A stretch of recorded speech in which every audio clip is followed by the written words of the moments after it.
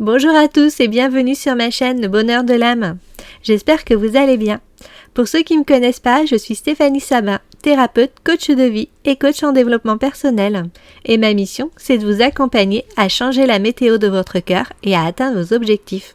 Vous pouvez me retrouver sur différents réseaux, comme ici sur YouTube, mais également Facebook, Instagram, et j'ai également un site internet où vous pourrez retrouver toutes mes coordonnées pour ceux qui souhaitent bénéficier d'une séance individuelle. Je vous mets tous les liens en dessous dans la description de la vidéo. Aujourd'hui, je voulais vous parler du pardon, car effectivement, l'une des meilleures façons d'avancer sur notre chemin de vie est d'apprendre à pardonner. Pardonner aux autres, mais aussi se pardonner à soi-même et aux circonstances. En pardonnant, nous évacuons les tensions et émotions négatives qui nous encombrent. Nous nous défaisons de toute culpabilité, honte ou colère. Ces émotions sont des voleurs d'énergie qui nous affaiblissent et alourdissent l'esprit. Ainsi, en pardonnant, nous nous sentons plus légers, plus sereins pour continuer notre route vers le bonheur. En résumé, pardonner, c'est interdire les émotions négatives de nous contrôler et nous ronger de l'intérieur. Pardonner n'a rien de faible, c'est au contraire une force intérieure et un amour de soi qui se déploie. C'est une volonté d'aller de l'avant et de passer à autre chose. C'est digne d'une force car cela n'est pas facile à faire et demande beaucoup de courage. Pardonner, ce n'est pas excuser ni minimiser les actes qui ont été faits.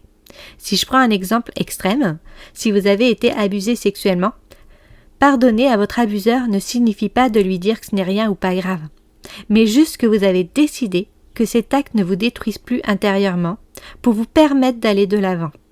N'ayez crainte. L'univers se chargera de punir cette personne pour ce qu'elle a fait, et la justice sera faite. Cela peut paraître étonnant, je le conçois, mais essayez de pardonner à votre pire ennemi et à vos persécuteurs, et vous verrez que vous vous sentirez plus libre intérieurement, et vous serez plus apte à avancer dans la vie. Pardonner peut nous aider à guérir physiquement et émotionnellement. Des études ont montré que le pardon peut soulager différents troubles, comme les troubles du sommeil, les maux chroniques du dos, de la nuque et des épaules, les douleurs d'estomac, la dépression, réduire les tensions artérielles et le taux de cortisol, qui est l'hormone du stress. En bref, en pardonnant, vous serez mieux sur tous les plans. Donc n'hésitez plus. L'heure du pardon est venue. Pour pardonner, vous n'êtes pas obligé d'être en face de la personne concernée ou lui en faire part. Vous pouvez pardonner en écrivant une lettre par exemple. Après, soit vous la donnez ou pas, la gardez ou la brûlez, comme cela vous convient. Mais c'est comme une séance d'écriture, et comme déjà précisé, ça libère énormément. Vous pouvez également matérialiser la personne par une photo ou une poupée que vous installerez sur une chaise devant vous par exemple. Cette technique est très utilisée notamment pour se pardonner ou pardonner à son enfant intérieur, ou pour imaginer une conversation avec la personne en question. Vous pouvez aussi faire la technique des bonhommes aux allumettes. Pour cela, il suffit sur une feuille de vous représenter à gauche et la personne ou les circonstances pour lesquelles vous souhaitez accorder le pardon à droite. Puis de vous unir par les chakras et ensuite, en conscience, couper les liens. Je vous invite à relire l'article que j'ai fait à ce sujet sur ma page Facebook ou me contacter pour plus d'informations sur cette technique. Autorisez-vous également à commettre des erreurs. C'est humain, personne n'est parfait. Cela permet de grandir et d'évoluer.